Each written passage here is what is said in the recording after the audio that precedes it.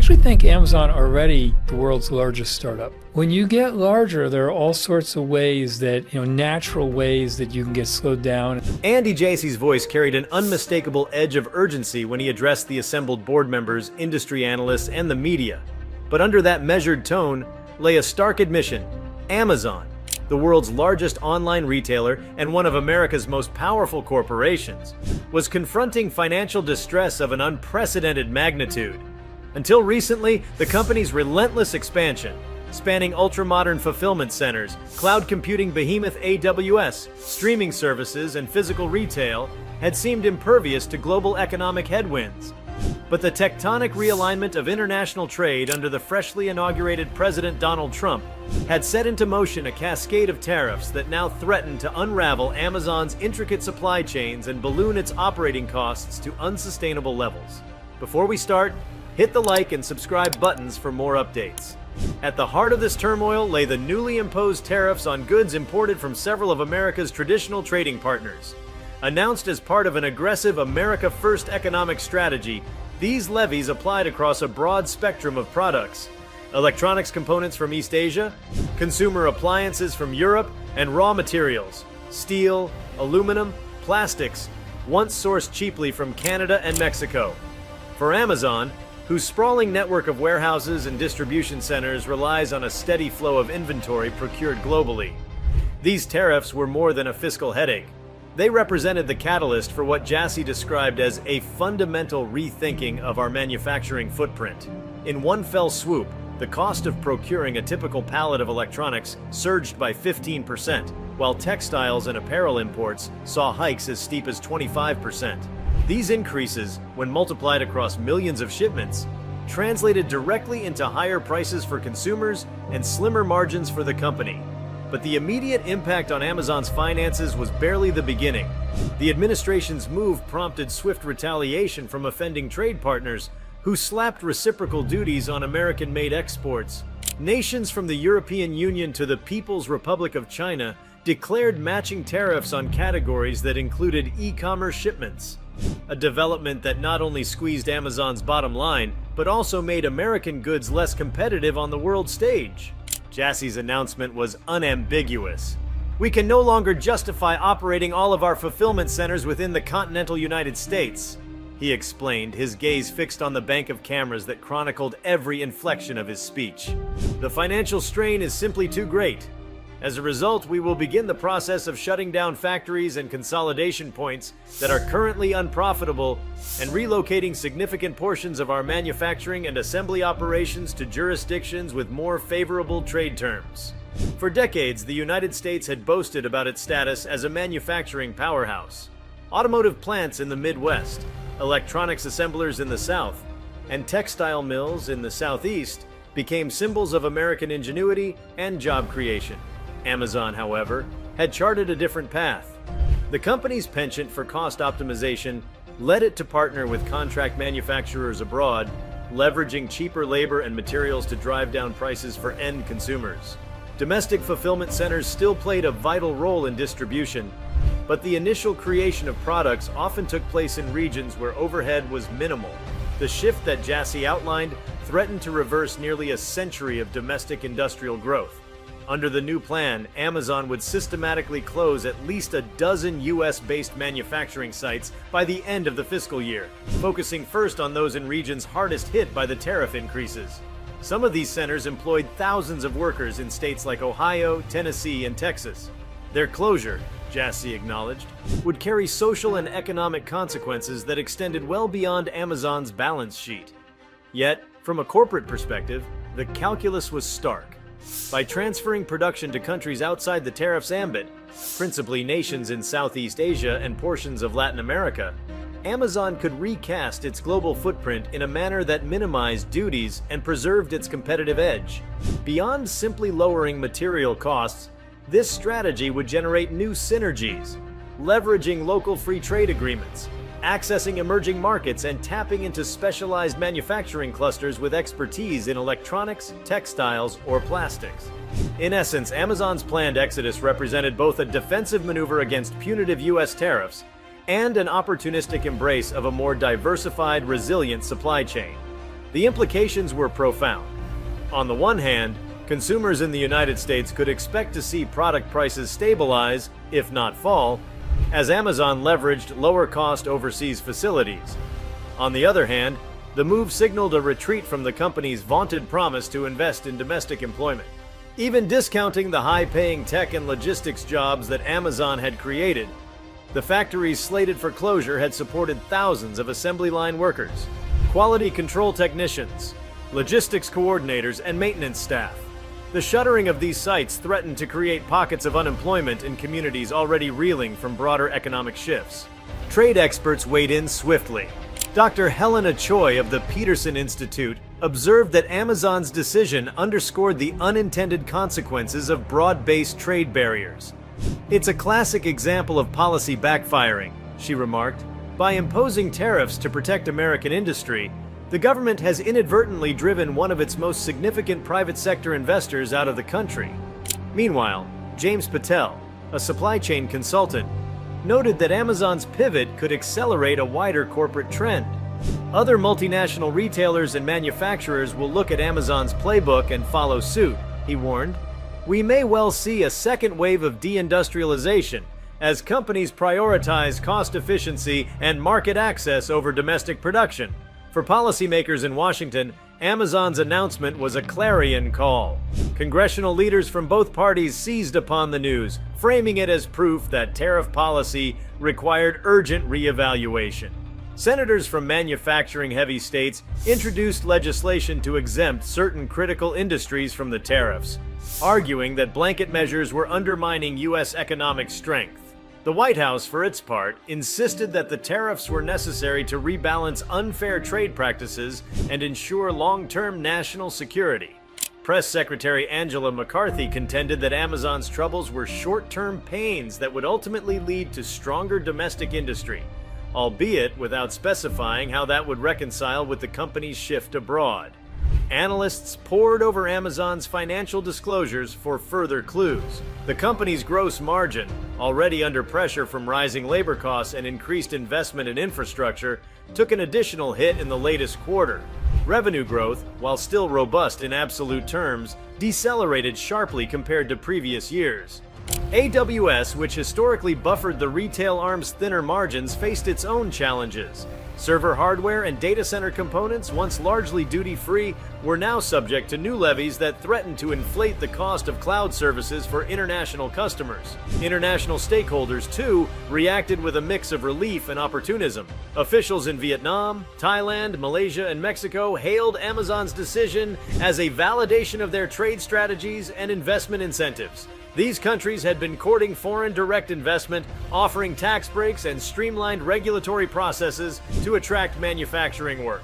Now, Amazon's capital and expertise promised to accelerate that momentum, bringing infrastructure upgrades, technology transfers, and job creation in regions far removed from the American heartland. Yet relocating factories is neither swift nor seamless. Amazon faced a host of logistical challenges, negotiating new leases or constructing facilities, establishing local managerial structures, training workforces, and integrating regional distribution networks. Even more daunting was the task of reshaping transportation routes. Goods once trucked overnight from a U.S. factory to an East Coast fulfillment center would now traverse oceans before arriving at the same destination. This heightened reliance on long-haul shipping exposed Amazon to new vulnerabilities: potential port congestion, geopolitical disputes affecting maritime passages, and fluctuations in global fuel prices. To mitigate these risks, Amazon announced plans to invest in a fleet of cargo vessels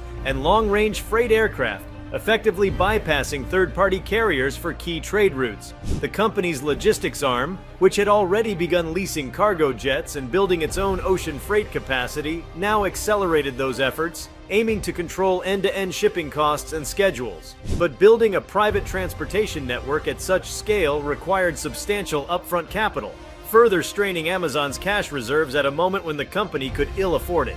Employees inside Amazon expressed a mixture of anxiety and grudging acceptance. For many fulfillment center workers, the shift promised better job security in the long run. Overseas factories would produce more affordable merchandise, preserving Amazon's pricing power and consumer loyalty. But for those whose paychecks depended on U.S. operations, the transition spelled inevitable layoffs or relocations. Middle managers, operations directors, and logistics experts found themselves in the eye of an organizational maelstrom, tasked with preserving service levels and delivery times while re-engineering supply lines across continents. International labor advocates watched Amazon's moves with skepticism. While the mass relocation of manufacturing to lower-wage economies could preserve jobs in those regions, it also risked exacerbating exploitative labor practices. Amazon's sprawling factories abroad, unburdened by the stricter labor regulations of the United States, could operate under conditions that activists decried as unfair, with longer hours, lower wages, and limited worker protections. The company had faced criticism before over warehouse working conditions. Critics feared that similar issues could surface, perhaps more severely in jurisdictions with weaker oversight. Meanwhile, small and mid-sized businesses that relied on Amazon's domestic network braced for collateral damage. Third-party sellers who used Fulfillment by Amazon, FBA, to store and ship products saw their warehousing options shrink. With fewer regional hubs, delivery promises, once Amazon's hallmark, risked lengthening.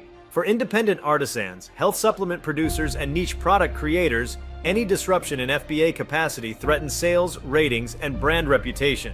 To avoid delays, some sellers began exploring alternative platforms or investing in their own warehousing solutions, a move that undercut Amazon's ecosystem strength. In response to mounting criticism, Jassy emphasized that the decision was one of painful necessity, not corporate avarice. "Our goal has always been to serve customers with the best prices and fastest delivery," he asserted. Under the current policy environment, those objectives are incompatible with maintaining all factories within the United States.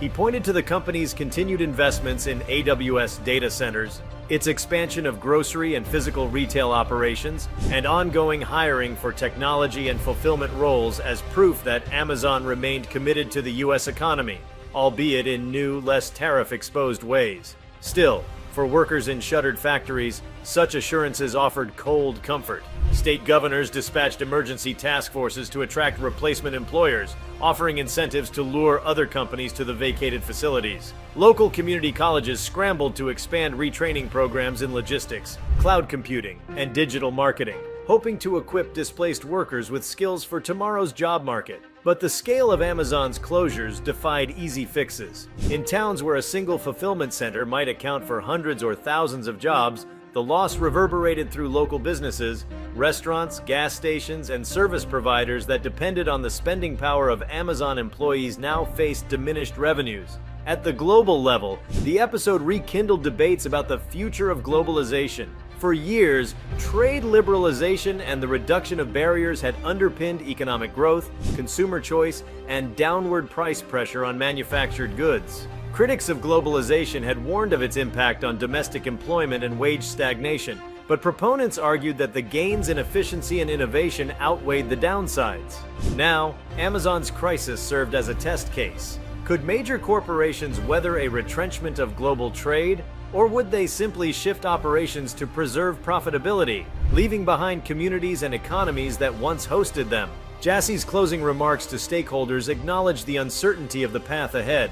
"We are entering a period where adaptability is paramount," he said. "We will continue to explore every avenue, technological innovation, new logistics partnerships, policy advocacy, to ensure that we can meet our commitments to customers, employees, and shareholders alike." The company indicated it would engage with policymakers, advocating for targeted tariff exemptions on key e-commerce and technology goods, even as it pursued its overseas relocation strategy. In boardrooms and newsrooms, analysts debated whether Amazon's approach would emerge as a blueprint for other corporations, or whether it would backfire, triggering consumer backlash and regulatory pushback. Some predicted that public opinion, alarmed by job losses and outsourcing, might compel the administration to soften tariffs, thereby allowing Amazon to reconsider domestic operations. Others maintained that the precedent of relocating factories would be hard to reverse. Once a supply chain rewired itself around new manufacturing hubs, the commercial incentives to return production to the United States would evaporate. Amazon's strategic planners rapidly shifted focus to long-term resilience. recognizing that merely fleeing punitive tariffs would offer only a temporary reprieve. Behind the scenes, teams of economists, logistics experts, and technologists convened to devise a multi-pronged response, one that combined diplomatic engagement, supply chain diversification, and innovative cost management. While the immediate priority remained relocating key manufacturing nodes, Amazon began contemplating how to transform its sprawling global infrastructure into an adaptive organism, capable of rerouting production and distribution in response to sudden regulatory shocks. A central pillar of this vision involved deepening partnerships with emerging economies beyond traditional manufacturing powerhouses. Countries such as Bangladesh, Indonesia, and the Philippines, long courted for their low-cost labor pools, suddenly found themselves overwhelmed by the scale of Amazon's interest. Government agencies in those nations raced to upgrade port facilities, expand industrial parks, and refine customs procedures. In Manila, the government greenlit a special e-commerce zone, granting Amazon streamlined licensing approvals and tax breaks in exchange for commitments to invest in local workforce training and community development. Similar arrangements emerged in Dhaka and Jakarta, where Amazon pledged to underwrite vocational programs teaching robotics maintenance, supply chain analytics, and quality assurance. These initiatives were not mere window dressing. Amazon's future depended on smooth collaboration with host governments, each of which demanded assurances that factory operations would adhere to environmental standards and ethical labor practices. To that end, Amazon's compliance teams, already among the largest in the corporate world, expanded their footprint, embedding auditors in regional offices and investing in blockchain-based traceability systems. Each pallet shipped from a Southeast Asian plant would carry with it a digital certificate, verifying the country of origin, the hours logged by workers on the line, and even the carbon footprint of components. The goal, Jassy explained at a virtual town hall with employees, was to ensure that, even as we shift geography, we uphold the principles that have long defined our brand. Cost pressure, however, remained acute. The company's finance department modeled dozens of scenarios, each charting the interplay of labor costs, shipping rates, currency fluctuations, and potential new tariffs. One particularly grim projection assumed fresh duties levied on goods originating in South Asia, an eventuality that would erase many of the savings Amazon sought. To hedge against this risk, the company accelerated its investments in additive manufacturing, 3D printing technologies capable of producing components on demand. By establishing a network of local printing hubs in key markets, Amazon aimed to sidestep many of the bulk shipping and tariff issues tied to traditional mass manufacturing. The implementation of on-demand production represented a paradigm shift. Instead of importing millions of identical devices from a single plant, Amazon could distribute digital design files globally and have parts printed closer to the point of sale. Early tests in Europe and Latin America showed promise. Small appliances, smartphone accessories, and even parts for warehouse robotics could be produced locally at competitive costs. While 3D printing remained too slow for high-volume items, the technology offered flexibility for lower-run SKUs and expedited prototypes, a vital advantage in an era of rapid policy change. Concurrently, Amazon's procurement teams redoubled efforts to secure raw materials domestically, wherever tariffs threatened imported inputs. A task force worked to renegotiate contracts with North American steel and aluminum producers, promising consistent volume in exchange for price guarantees. In concert with the company's renewable energy ambitions, Amazon also explored bio-based plastics derived from agricultural byproducts, a move that promised both tariff immunity and environmental benefits. Michael Reynolds, who led Amazon's Materials Innovation Group, mused at a conference, "We're discovering that policy adversity can be a potent catalyst for sustainable innovation." Beyond materials and manufacturing, the turmoil prompted Amazon to revisit its logistical architecture. Historically, the company had relied on a combination of third-party carriers for ocean freight and a patchwork of regional trucking partners for last-mile delivery. Under tariff-triggered cost surges and maritime congestion, this model proved brittle. The logistics wing, Amazon Logistics, therefore embarked on a network redesign project. Using advanced simulation tools and real-time data feeds, the team modeled millions of potential routing permutations, identifying choke points and optimizing for cost, time, and carbon emissions. Part of this redesign called for building inland transshipment hubs, rail-connected freight terminals positioned to move large ocean containers directly onto high-speed freight trains. By bypassing congested coastal ports, Amazon aimed to shave days off transit times and reduce demurrage charges. One such facility opened in Guadalajara, Mexico, a rail nexus linking Pacific ports with the U.S. heartland. Another, under construction in southern Poland, promised to connect Baltic Sea shipments with Central Europe's consumer markets. These inland hubs, while costly to build, offered Amazon greater control over its flows and insulated operations from both geopolitical and weather-related disruptions at coastal terminals. To finance these vast infrastructural projects, Amazon tapped the capital markets. But with a twist. Rather than issuing plain vanilla debt, the company pioneered a new class of supply chain resilience bonds. Institutional investors, drawn by the bonds' slightly higher yields and the implicit backing of Amazon's creditworthiness, supplied billions in funding. The proceeds funneled directly into port upgrades, rail terminals, and proprietary cargo aircraft. These bonds embedded covenants linking coupon payments to key performance indicators, on-time delivery rates, tariff-adjusted cost savings, and emissions reductions, thus aligning investor returns with Amazon's operational goals. Meanwhile, Amazon software engineers raced to embed tariff awareness into every layer of the procurement and fulfillment systems. The goal, a fully automated duty engine that would alert buyers when potential suppliers faced new levies, suggest alternative sourcing options, and recalculate total landed costs in real time. Early use cases allowed regional category managers, responsible for segments like electronics or kitchenware, to pivot sourcing strategies within hours of a tariff announcement rather than weeks. This newfound agility proved crucial when, amid the broader trade conflict, India imposed duties on specialized batteries used in IoT devices. Amazon's systems flagged the change and rerouted orders to Vietnamese and Malaysian battery makers within the same business day. Yet, while the company's techno-logistical muscle flexed impressively, broader reputational challenges loomed. Labor rights organizations launched campaigns against Amazon's shift, accusing the company of exploiting lax enforcement in low-wage countries. Social media buzzed with images of crowded factory dormitories and understaffed clinics in regions where Amazon suppliers operated.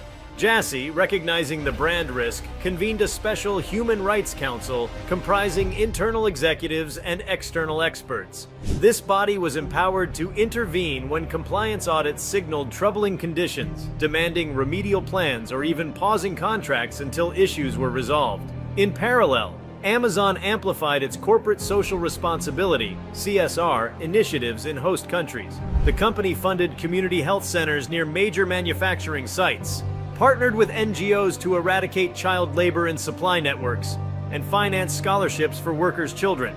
In Bangladesh's Dhaka district, Amazon's CSR investment established a technical institute offering courses in mechatronics and digital commerce, an effort touted as creating a pathway from factory floor to managerial roles. These programs served both PR and pragmatic purposes, stabilizing the labor force and fostering goodwill that could translate into governmental support.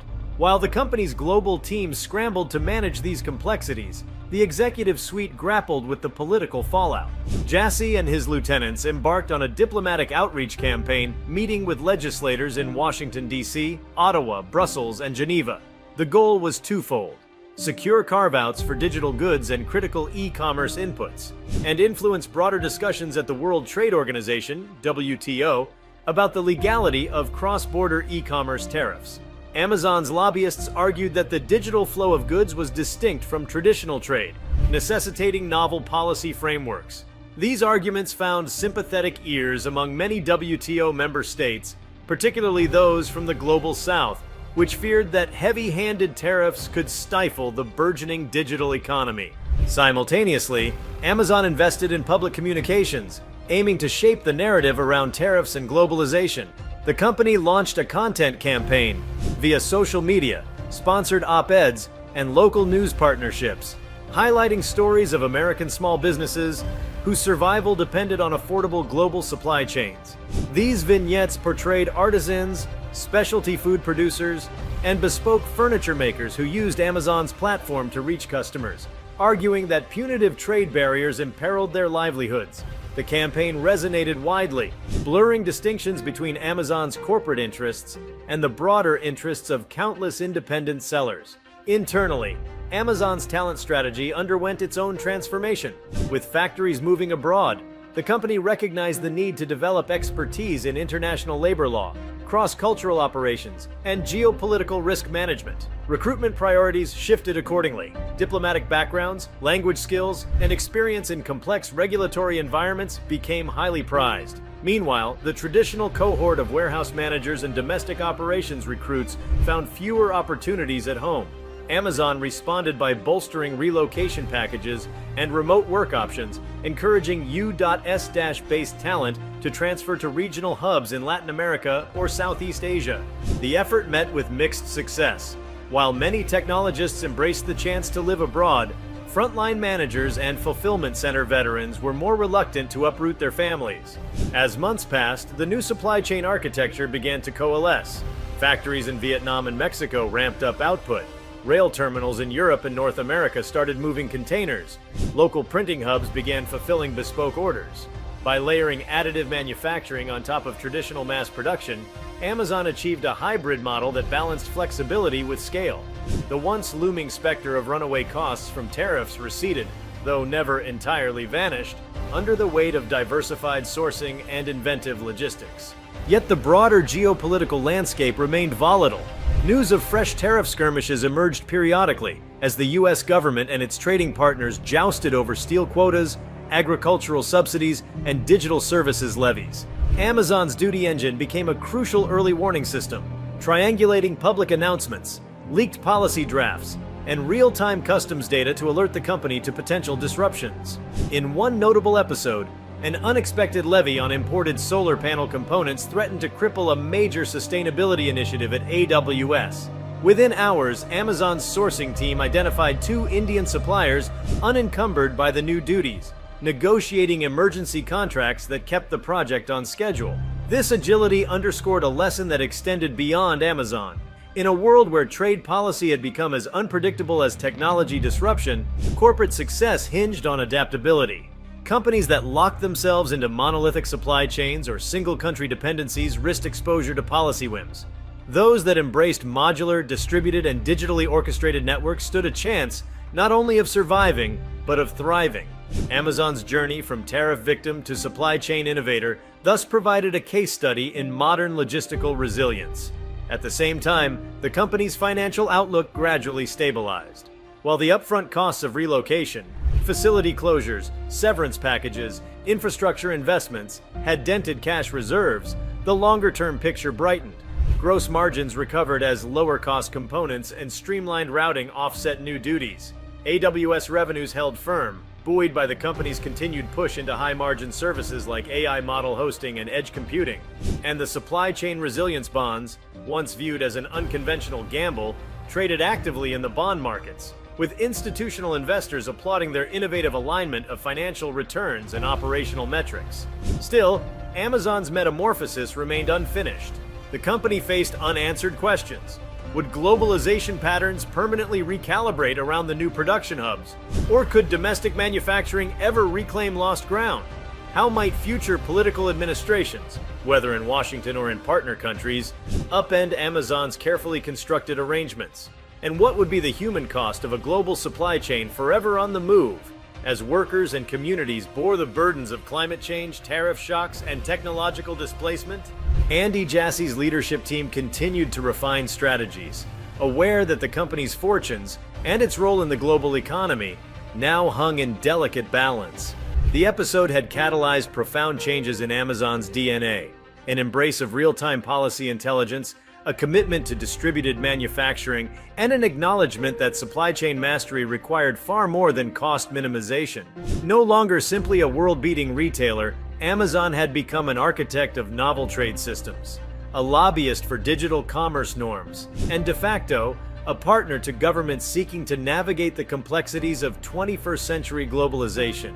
In board meetings and strategy sessions, executives often return to one central question: how to preserve the company's founding ethos, customer obsession, and operational excellence in a world where the rules of trade could shift overnight. The answers lay not in static plans, but in building an organization capable of perpetual reinvention. From the bustling e-commerce zones of Southeast Asia to the inland rail hubs of North America, Amazon's revised global footprint stood as testament to that mission.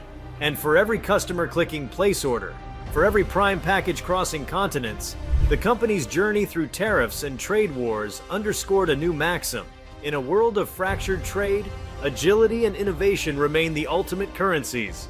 If you like this video, please give it a like and subscribe to our channel. Also, could you leave your comments below and tell us, what are your thoughts on Amazon's shutdowns? We want to hear from you.